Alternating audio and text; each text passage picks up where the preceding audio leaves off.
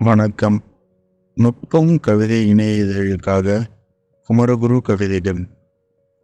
ஊதப்படாத வெண்சங்கு ஒன்று வரவேற்பறையில் பல வருடங்களாக இருக்கிறது. சங்கு ஊதப்படவா பிறந்தது?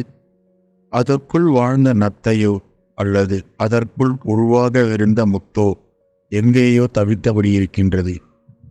யாருமே வெளிப்படுத்தாத காதலாக சங்கினில் ஓலமிட்டபடி அலமாரியின் தூசி படர்ந்து கிடக்கிறது. வீட்டின் துக்க நாளில் வாசலில் ஒலிக்கும் சக சங்கின் ஒளியையும் அடையாளம் காண தெரியாமல். யார் வீட்டு குழந்தைக்குத்தான் ஆட வராது? யார் வீட்டு குழந்தைக்குத்தான் பாட வராது? யார் வீட்டு குழந்தைதான் சேட்டை செய்யாது? யார் வீட்டு குழந்தைதான் அழாது? எல்லோரும் என் குழந்தை பாடும் என்கிறார்கள். எல்லோரும் என் குழந்தை ஆடும் என்கிறார்கள். என் குழந்தை பயங்கர சேட்டை செய்கிறது என்கிறார்கள். அவர்களிடம் கேட்க இயலாமல் உங்களிடம் கேட்கிறேன். அப்படி இருந்தால் தானே குழந்தை. வானம் மழையால் உலகை வாட்டர் வாஷ் செய்கிறது. சூரியன் காய வைத்ததும் மரங்கள் துடைக்கின்றன. இதோ மீண்டும் செக்கச் செவேலென தூ என்று துப்பி கையால் மீசையை துடைப்பவனை தீயோ மண்ணோ விழுங்கித்தானே துப்பும்.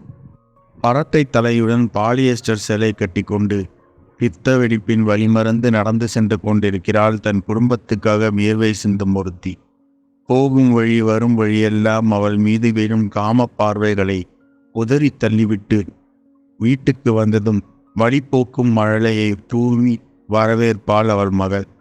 ஹேண்ட்பேக்கிலிருந்து ₹1 எக்ளேர்ஸ் 2 எடுத்து அவளுக்கு பிரித்து கொடுக்க அமர்வாள். அழுகை வரும். அமர்ந்தது தெரியும். வழியால் மீண்டும் நின்றவாறு சாக்லேட்டை ஊட்டுவார். எக்ளேர்ஸை வாயொழுக்க அரை பற்களால் மசித்து உண்ணும் அந்த பிஞ்சி மகளாய் இருந்த காலத்தில் அவளும் மகிழ்ச்சியாக இருந்த நினைவு.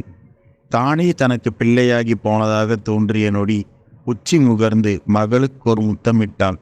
இவள் நெற்றியில் சில்லென்று பெயின் கில்லர் இறங்கியது.